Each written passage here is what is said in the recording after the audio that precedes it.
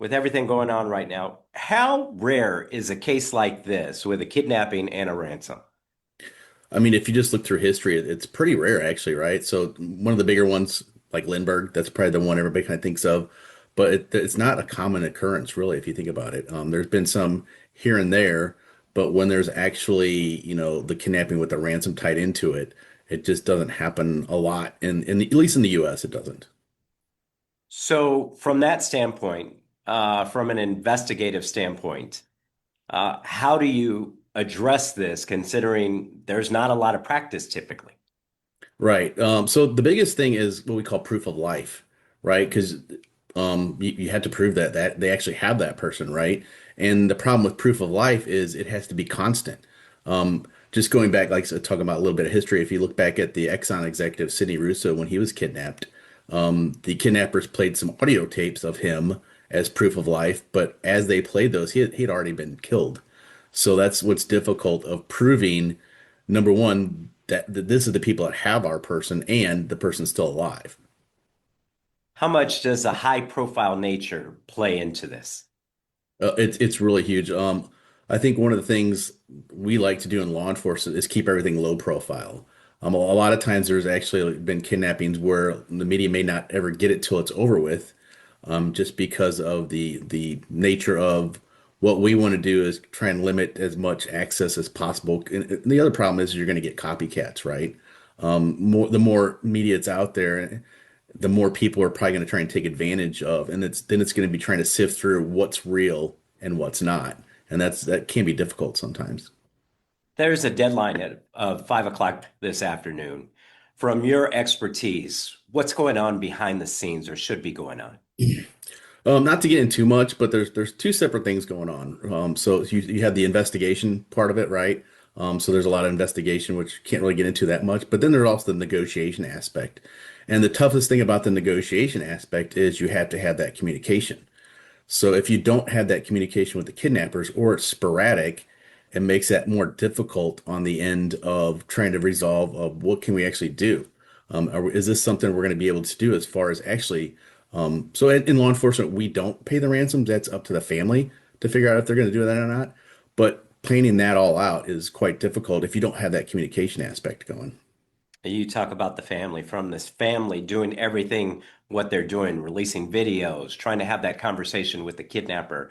Is that the route you guys typically suggest, or is this something they're doing on their own? Not real sure. A lot of different tactics out there. Don't want to get too much into that. But the family's involved just mainly because we want to humanize our person, right? She's a mom, she's a grandma, she's a person, and that helps the family when they do, video releases like that. Just showing the kidnappers, hey, we're willing to work with you, but you have to be willing to work with us. We're a day, we're a week and a day after the kidnapping. You hear this often in investigations. Time is of the essence. As we get further and further away, how difficult does that investigation, especially with a good resolution, become? It's more and more difficult. Again, it all depends on that communication aspect. Like if they're in constant communication and we get that constant proof of life, that's way more encouraging than limited communication and then no proof of life, right? So the longer this goes with no proof of life or no, contact, it's going to make it that more difficult. And at this point, I mean, the investigators would not release information on whether they've had proof of life or anything with that with regard to the investigation.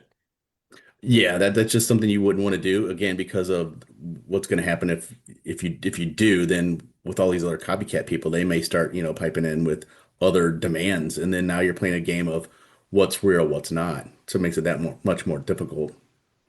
We see so much in the movies, and we think it's ransom, and you just pay the ransom, and they exchange the individual. Is that typically how it happens if they were to pay that ransom?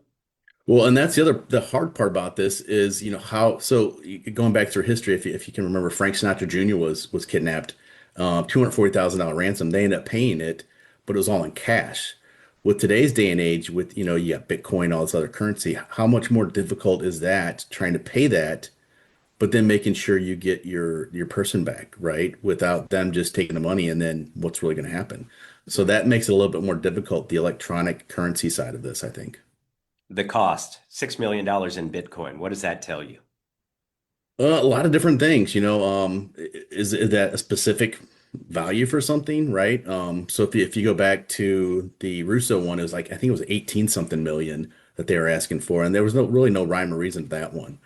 So maybe there's something that goes with that number, or maybe it's just a number they plucked out of the air, and that's what they're feeling. It's just hard to tell if you don't have that information. And that's something, obviously in the background that's probably going on is figuring out stuff like that, trying to put, pieces of the puzzle together.